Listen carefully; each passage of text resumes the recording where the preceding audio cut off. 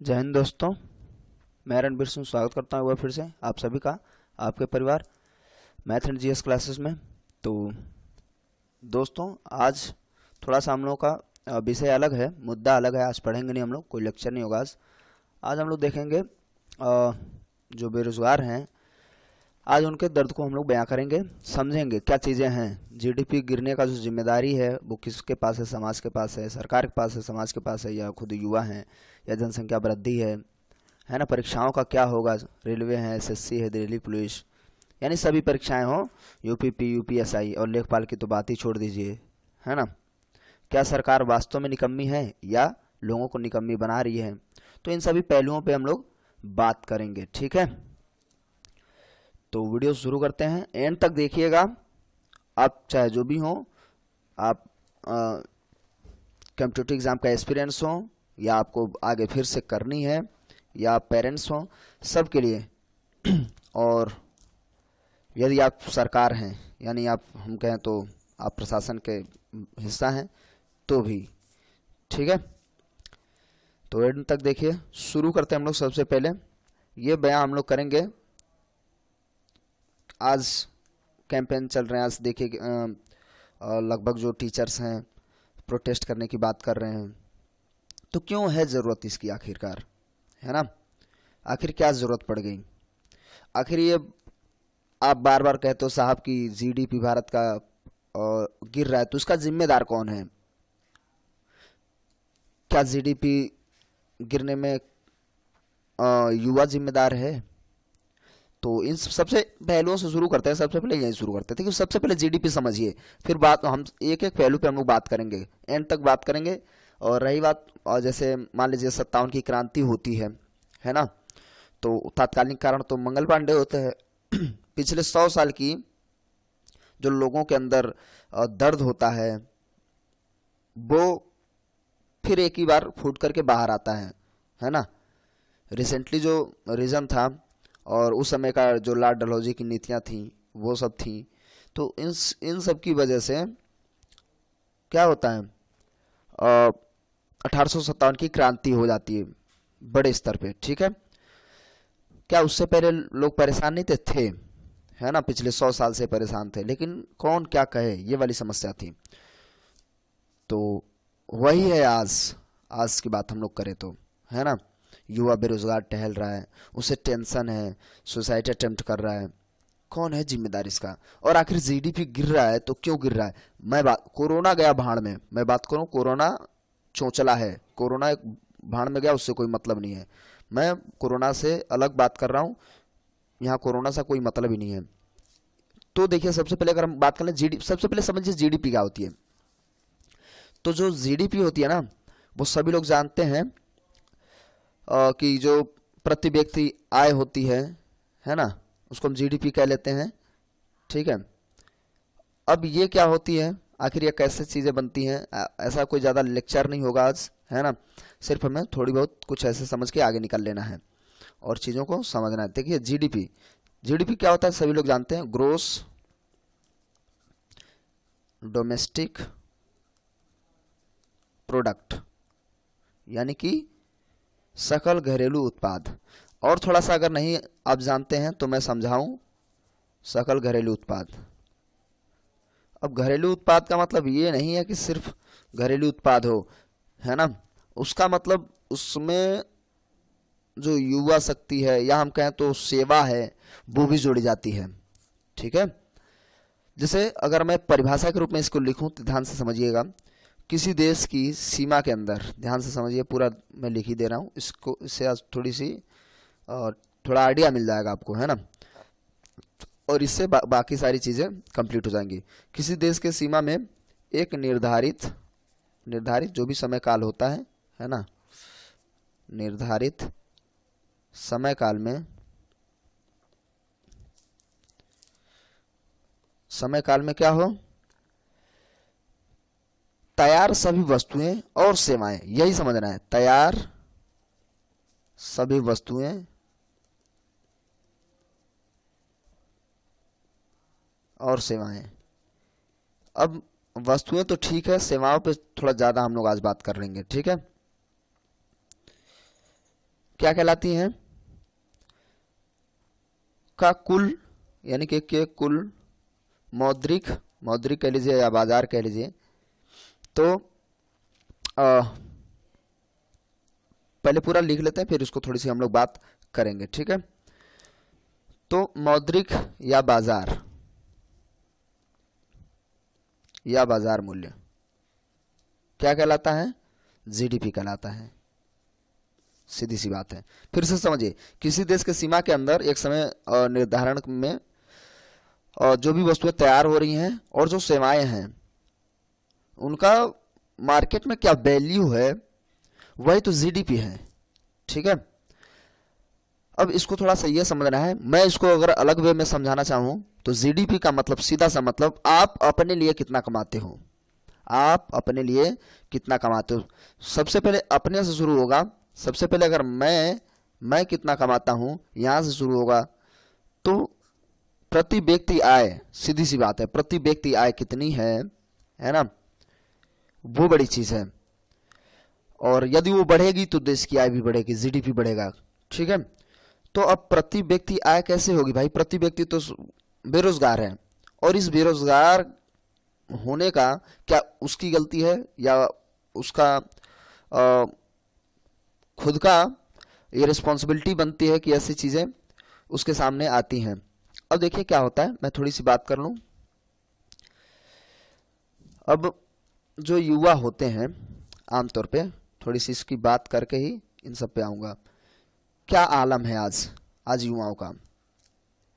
जैसे रेलवे की बात कर लूं, रेलवे पिछले 2 साल से फॉर्म अप्लाइड है बच्चों का। पिछले 2 साल से वो इंतजार कर रहे हैं कि अब एग्जाम होगा, अब एग्जाम होगा, समझ रहे हैं, और वो तैयारी कर रहे हैं। अब इनकी बात अगर करें तो युवा क्या करते हैं? छोटे से कमरे में या मड़ैया होती है ना, अलग बिल्कुल रह रहे हैं, अलग थलग, कहीं जाना पसंद नहीं करते हैं, किसी रिश्तेदारी के यहाँ जाना पसंद नहीं करते हैं, है ना। रिश्तेदारी में जाएं तो कैसे जाएं, किस मुंह से जाएं, अभी तक तो यार नौकरी लगी नहीं, और सब लोग देख रहे होते हैं, इंतजार कर रहे होते हैं कि अब नौकरी लगेगी। तो ये थोड़ा सा हम इस वे में जाने लगे। पहले इसका बात कर लेते हैं। जैसे ये एसएससी है, चलिए ये तो अभी भी रिसेंटली आई है, तो ये सब चोचले हैं, मैं सही से बता रहा हूँ, ये सब चोचले हैं। यूपीपी हो गया, लेखपाल, मैं पिछले 3-4 सालों से सुन रहा हूँ कि अब यूपी में, यूपी लेखपाल की बात कर लूँ तो उत्तर प्रदेश में लेखपाल की भर्ती अब आ रही है, अब आ रही है, अब आ रही है, अभी भी आ रही है, ध्यान से समझिए। और तब आएगी जब चुनाव आ जाएगा, समझ रहे हैं। यहाँ पे यही तो बड़ी बात है, सबसे बड़ी बात यही है। अब आपने इसको प्राइवेटाइजेशन आपने कर दिया, प्राइवेट कर दिया है, तो ठीक है, कर दो यार, सारी जॉब खत्म कर दो, सरकारी नौकरी सब खत्म कर दो, कर लो भाई अपनी वाली, क्या करना है ना। लेकिन उससे पूछिए, उस लड़के से पूछिए जो कंपटीशन की तैयारी कर रहा है, 2 साल हो गए तैयारी कर रहा है, घर से जो खर्च है कब तक चलाएंगे घर वाले, समझ रहे हैं। और इन सब की तो तैयारी वही करते हैं ना जो कमजोर स्थिति में होते हैं, जिनकी परिवार जो है जिनकी पारिवारिक स्थिति ठीक ना हो, वो सब। अब वो घर से, अब चलिए मान लीजिए सेल्फ स्टडी कर रहे हैं, यहाँ पे मैं कोचिंग क्लासेस, ऐसी दुनियादारी, रूम रेंट सब छोड़ के चल रहा हूँ। मान लीजिए घर पे तैयारी कर रहा है कोई लड़का, और फिर रेलवे में फॉर्म अप्लाइड है, उसे क्लियर है कि उसका हो जाएगा, और यकीन मानिए जिसका नहीं भी होने वाला होता है उसे तो उम्मीद तो होती है। अब रेलवे में क्या है, 2.5 करोड़ आपने फॉर्म डलवाए, 500 रुपया आपने उसमें फीस लिया, है ना। टोटल करके आपने टोटल जो है वसूला कितना, 12.5 अरब, 12.5 अरब वसूल लिया। अब आप कह रहे हैं कि साहब इसको हम लोगों ने प्राइवेट कर दिया है, तो अब 400 रुपये वापस आ जाएंगे अकाउंट में, ठीक है। 2 साल तो हो ही गया, और 2 साल का अगर ब्याज जोड़ लिया जाए, ब्याज मोटा मोटी तो 9-10 अरब के आसपास है, 9 अरब के आसपास मामला पहुंच जा रहा है। ब्याज आपने तो कमा लिया, अपना खड़ा कर लिया आपने, 9 अरब तैयार है, 10 अरब तैयार है, और आप 400 वापस कर दोगे, 100 रुपये काट के, चलो ठीक है। तो इसका क्या हुआ, जिसके भरोसे लोग बैठे थे वही हाल एसएससी में है ना। 2 साल 2.5 साल से लड़का बैठा है, तैयारी कर रहा है, और लास्ट में आपको पेपर ही नहीं होगा। चलिए पेपर होगा भी तो अभी कब कब होगा, अगर होगा भी तो कब होगा, साल भर 2 साल और ले जाओगे आप, 4 साल हो गए, 1 साल और ले जाओ, रिजल्ट आने में 1-2 साल लग जाते हैं। जैसे एसएससी जीडी की मैं बात कर लूँ, अभी बच्चे घूम रहे हैं, 2 साल का प्रोसेस हम कहें तो पूरा पूरा चला जा रहा है, साल भर से ज़्यादा हो गया, उन्हें पता है उनकी नौकरी लग गई है, लेकिन अभी भी घूम रहे हैं वो, है ना। और बड़ी बात तो यह है, आप सैलरी तो दोगे नहीं, अब वो तब तक कैसे जिए, उसकी जॉब मान के चलिए, एक तो जॉब क्या है, हम कहते तो जॉब जो निकल रहे पॉइंट में परसेंटेज में निकल रहे हैं अपेक्षाकृत, ये आप कह सकते हैं, अतिशयोक्ति नहीं है यहाँ पे मैं बोल रहा हूँ। तो ऐसे मैं काफ़ी लोगों को जानता हूँ जिनकी जॉब लगी हुई है लेकिन वो अभी भी भटक रहे हैं, उनका दाल रोटी कैसे चले समस्या है। जॉब लगी है समझिएगा, आप 3-4 साल बाद बुलाओगे। अब डिफेंस में क्या है, 20 साल की मान लीजिए, 18-20 साल की जॉब है, या 40 साल की मान लेते हैं जॉब है, अब उसको अब 3-4 साल ऐसे निकाल ले गए। आमतौर पर डिफेंस में 20 का ही मान के चलते हैं अगर, तो आप 3-4 साल यही निकाल के ले गए, उसमें तो कुछ होना नहीं है। अब जब तक वो जिएगा कैसे, उसके बाद हमें लगता है कि आप वहीं से काउंट करोगे, है ना, बुला ही नहीं रहे हो, जब तक अपने सैलरी बचाए रखो। तो ये सब चीज़ें हो रही हैं, कब तक चुप रहेगा आदमी, है ना। स्टार्ट हुआ है तो वही बात है, 1857 की जो क्रांति हुई थी उसमें क्या हुआ, बस स्टार्ट हुआ, अब सबके अंदर आग भरी हुई है, मेरे अंदर भी भरी है, मैं भी आप बढ़ा से निकाल रहा हूँ यहाँ पे, कुछ भी बोल रहा हूँ, है ना। तो फिलहाल मेन मुद्दा मैं इसी पे फिर से बात करूंगा। एनटीपीसी में लगा है लड़का, अब उससे पूछिए, उसे यही नहीं पता होता कि कब वो सो रहा है और कब वो जग रहा है ना। क्लियर नहीं है कब सो रहा है कब जग रहा है, सालों साल तैयारी कर रहा है और फिर वो फ्रस्ट्रेशन में है। लोग, समाज सबसे बड़ा रोल अदा करता है, नौकरी नहीं तो इज्जत नहीं, है ना। हालांकि अगर आदमी अपना कुछ भी करके या प्राइवेट में काम करके, इससे ज़्यादा क्या है यार, चपरासी बीएड वाला लड़का चपरासी के लिए अप्लाई कर रहा है, चपरासी छोड़िए सफाई कर्मी में अप्लाई कर रहा है, कितना दोगे, 15-20 हज़ार दोगे, है ना। और आदमी अगर 50 हज़ार प्राइवेट में कमा ले तो भी इज्जत किसकी होगी, इसी की होगी, समाज के दृष्टिकोण से, है ना। कि लोग कहेंगे अरे यार उसके पास सरकारी नौकरी है, ये है, ये थोड़ा सा मिथक बन गया दिमाग में, एकदम से भूसा टाइप का, लड़के परेशान हैं। तो ये सब चीजें हैं। अब जीडीपी या हम कहें युवा का जो दर्द है उसका जिम्मेदार सरकार, सीधी से तरीके से हम कह लें सरकार है। यार आप अपना चुनाव करवाओ और एक बार आप नोटिफिकेशन निकालो कि अब चुनाव होगा, और आप 1 साल बाद चुनाव करवाइए, 1-2 साल बाद उसका रिजल्ट दिलवाइए, और फिर क्या करिए, उसको कुछ पेंडिंग कर दीजिए, कुछ धांधली कर दीजिए, और फिर हाई कोर्ट में, सुप्रीम कोर्ट में ले जाइए। तब तो ऐसा चलेगा, नहीं है तो देश नहीं चल रहा है, देश नहीं चलेगा, है ना, क्योंकि सरकार नहीं है। अब सरकार के अंदर ये जो लोग हैं, आखिर ये भी तो राज्य के अंतर्गत आते हैं, सरकार के अंतर्गत ही आते हैं ये जो सारे पद जो हैं। अब आलम यह है कि आप कह रहे हैं, इसी बात करते हैं, जनसंख्या जिम्मेदार है, जनसंख्या बहुत ज़्यादा है ना, हज़ारों में फार्म निकल रहे हैं तो करोड़ों में फार्म डाले जा रहे हैं। चलो ठीक है, इसमें आप ही का फायदा कमा रहे खूब, तो इसका जिम्मेदार भी आप ही हो, बात को समझिएगा, इसका जिम्मेदार भी आप ही हैं। क्यों भाई, आप उस पर पहले, अब देखिए ऐसा नहीं है, मैं कहूँ तो ऐसा कुछ कानूनी कार्रवाई या एक्शन लेने की जरूरत बिल्कुल नहीं है। आज जो है फर्टिलिटी रेट, अगर हम जन्म दर की बात करें तो बहुत कम हो चुका है। एक बिहार ले लीजिए, बिहार, और दूसरा एक राज्य आपका हो जाएगा मेघालय, यहीं पे तो है, और 3+3 के आसपास। थोड़ा सा बात को समझिएगा, जैसे 2 दंपत्ति जो होते हैं वो 3 बच्चे दें, या 3 से थोड़ी बहुत ज़्यादा दें, औसत हम की बात कर रहे हैं। लेकिन पूरे भारत में अब तो 2.1 से भी कम आ गया, और ये स्टैंडर्ड माना गया है 2.1 ही रखना है, इससे भी डाउन जा रहा है।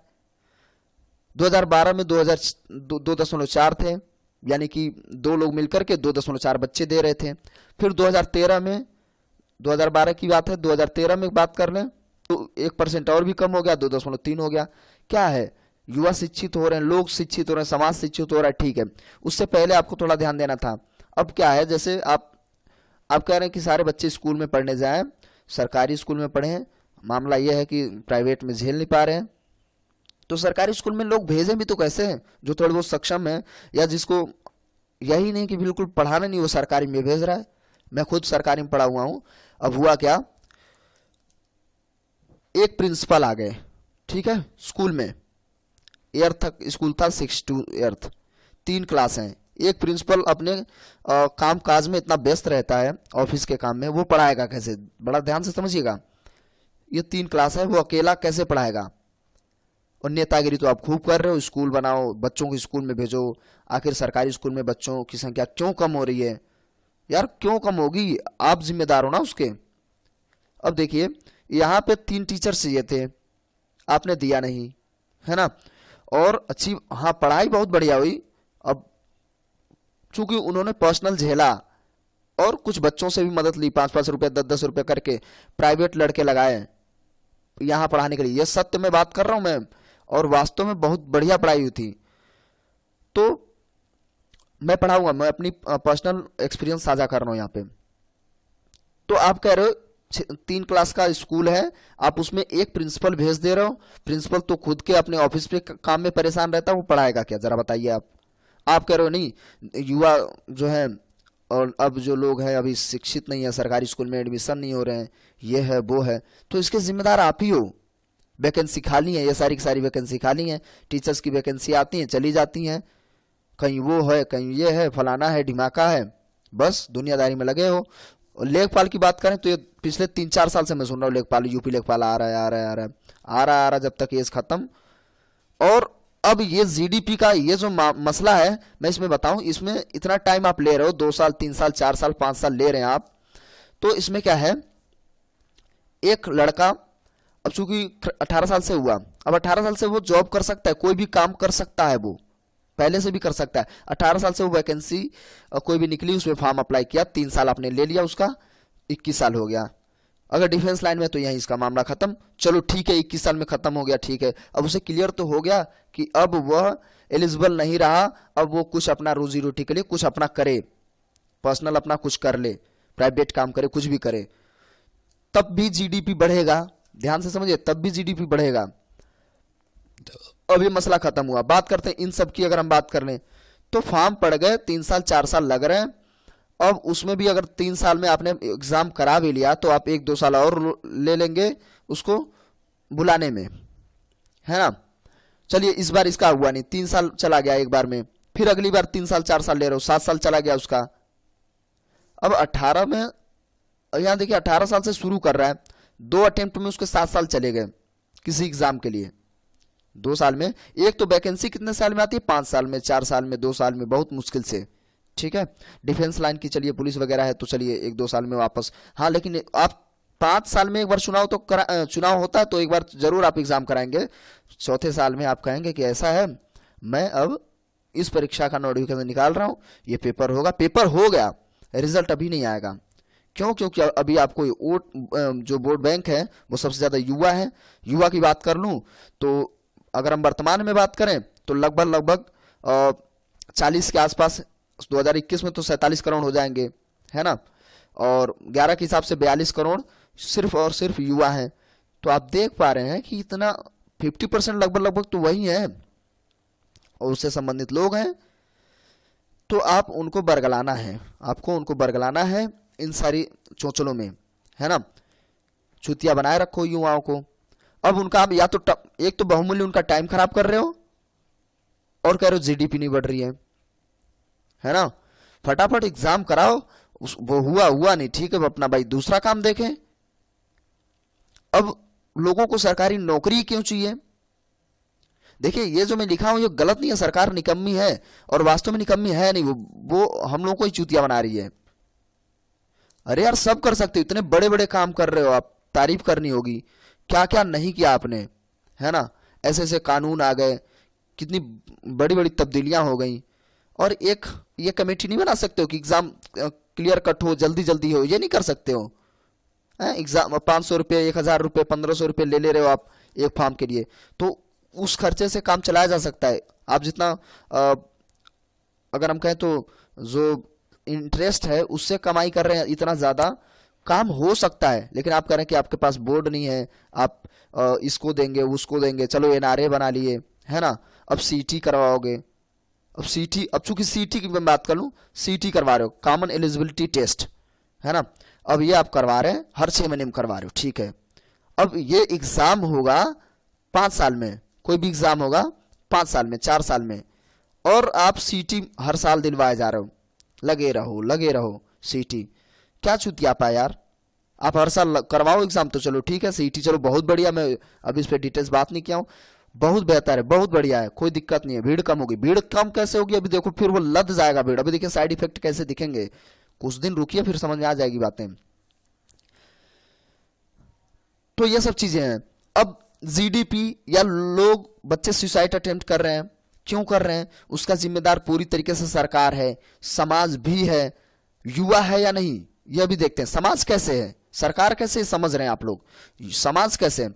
अब एक लड़का है, अब वो रिश्तेदारी में जाने से कतराता है, क्यों, रिश्तेदार बड़ी उम्मीद लगाए बैठे हैं कि अब उसका रिजल्ट आएगा, उसका हो जाएगा। भीड़ इतनी है क्योंकि आपके पास जॉब नहीं है, वैकेंसी सारी की सारी खाली हैं। अभी स्कूलों का हाल देखिए, टीचर्स है नहीं, रेलवे में सब कुछ काम खाली पड़ा है, वैकेंसी खाली है, लेकिन आप लोगे ही नहीं, है ना। अब चूंकि ऐसा तो है नहीं कि आप टैक्स उस बेरोजगार आदमी से नहीं ले रहे हो, टैक्स उससे भी ले रहे हैं आप, है ना, कुछ खरीदने जा रहा है, रोजमर्रा की चीजें, टैक्स धड़ाधड़ जीएसटी के रूप में ले रहे हो, तो क्या उसकी ऐसी कोई चीज नहीं है कि वो उसका हक है जॉब लेना, भीख तो मांग नहीं रहा आपसे, उसका हक है, वो लेगा भाई।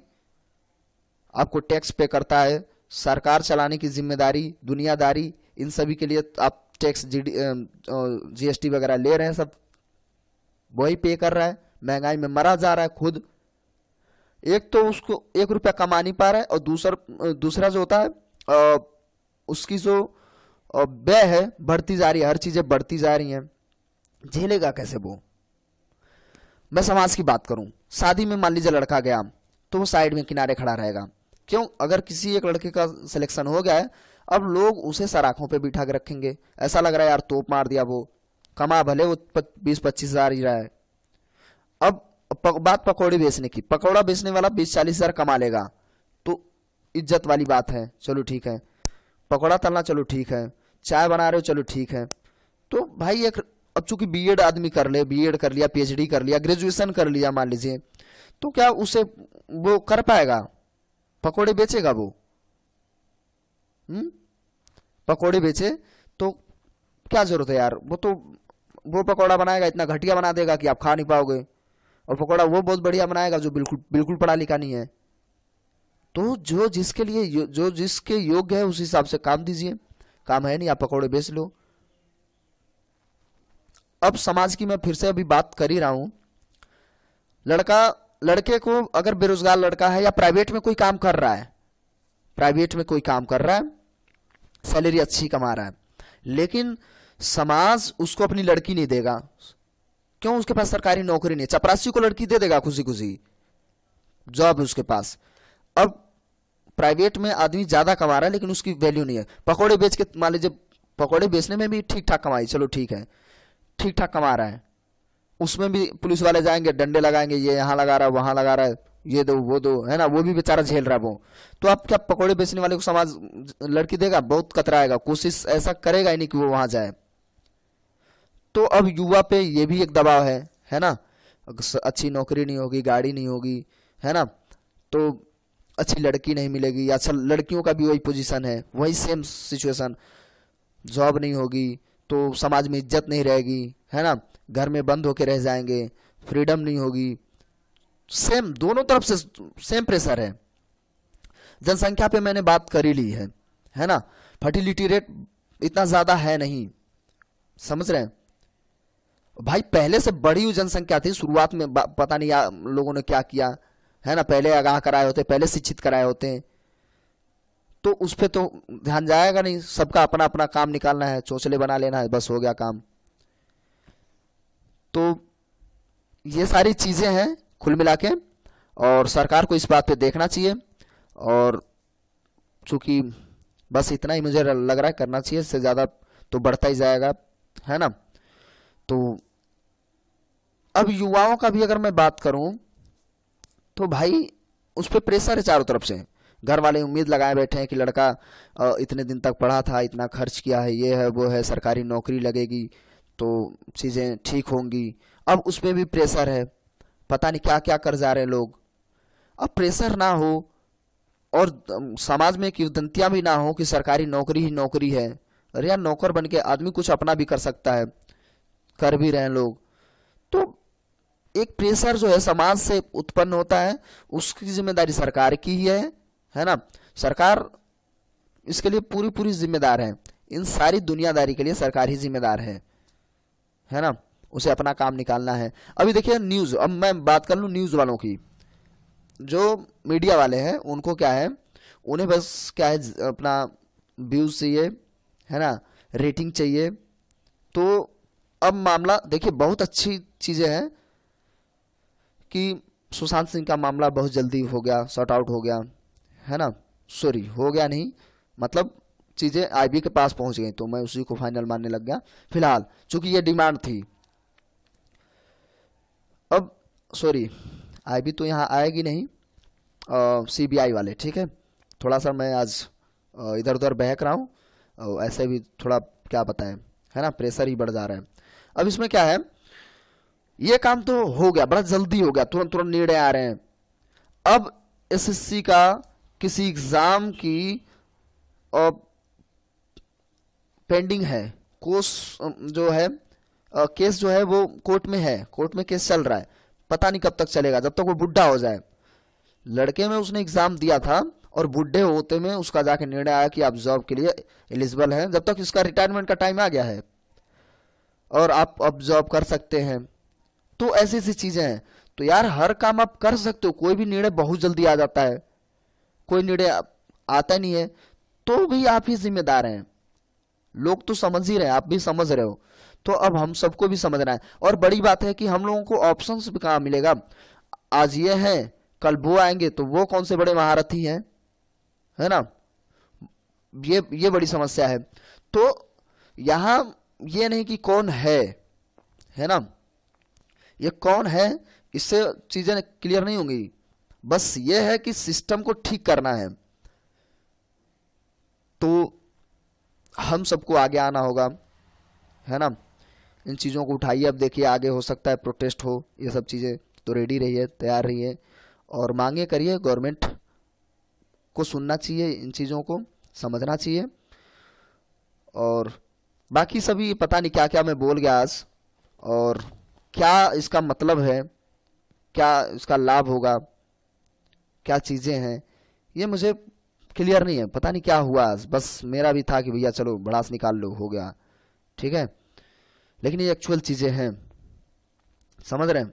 आज बेरोजगार लड़का, चूंकि वो सीरियस है, कमरे से बाहर नहीं निकलता है, किताबों में ही है, किताबें बिस्तर होती हैं उसकी, वही ओढ़ता है, वही बिछाता है, बात को समझिएगा।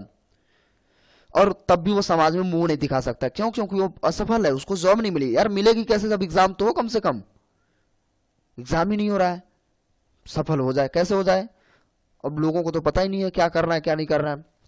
तो बहुत सारी चीजें ऐसी हैं, पता नहीं क्या क्या हो रहा है, मैं क्या क्या बोल रहा हूं। चलिए इन सभी चीजों को यही बंद करते हैं, और मैं देखता हूं अगर ऐसा कुछ हो तो कुछ आगे इसमें कुछ बात करेंगे। इन चीजों को आप ज्यादा से ज्यादा लोगों के पास शेयर करिए, है ना। और अच्छा, इसका यह है कि सिर्फ हमें जगाना है सरकार को, बस सरकार को जगाना है। आप सब कुछ कर सकते हो, कितने बड़े बड़े काम, इशू 70 हटा दिया आपने, है ना, तलाक 3 तलाक, ये बड़े बड़े इशू थे, जीएसटी आप ला लिए, सब इजीली होता जा रहा है। आप कर रहे हो, इजी है नहीं लेकिन इजीली कर ले रहे हो, तो यार ये तो बहुत छोटी सी चीज़ है। और इसी से आखिर आप प्रशासन में हैं तो आपको इन्हीं की ज़रूरत है, आप इनको तो बुला ही नहीं रहे हो। आपको सैलरी देनी है, ये है वो है, ज़्यादा जनसंख्या है, तो जनसंख्या है, हो गई, अब तो बिल्कुल कम है, होती जा रही कम, है ना। एक समय आएगा, अभी हम लोग अभी ये जो है सेंचुरी पार नहीं करेंगे जब तक जनसंख्या माइनस में आने लगेगी हम लोगों की, समझ रहे हैं। अब आपके पास युवा शक्ति है, यूज करिए उसका, है ना। तो ये सब चीजें हैं, तो ज्यादा से ज्यादा शेयर करिए, फिर देखते हैं आगे क्या अपडेट, क्या चीजें होनी है, और इसके बारे में अपनी राय दे सकते हैं। और मुझे भी क्लियर नहीं कि मैंने क्या क्या बोला हुआ है इसमें, ठीक है। तो और हाँ, किसी को अगर पर्सनली ठेस पहुंचा हो तो मैं उसके लिए माफ़ी चाहूँगा। सामूहिक रूप से ठेस पहुंचे मैं उसके लिए जिम्मेदार हूँ, ठीक है। मैं चाहता हूँ सामूहिक रूप से ठेस पहुंचे, लेकिन पर्सनली अगर किसी को दुख हो रहा है तो प्लीज़ माफ़ करिएगा, मैं माफ़ी चाहूँगा। पता नहीं क्या क्या मैं बोला हूँ। तो बस आज के लिए इतना ही, मिलते हैं अगले वीडियो में, तब तक के लिए नमस्कार, जय हिंद, जय भारत।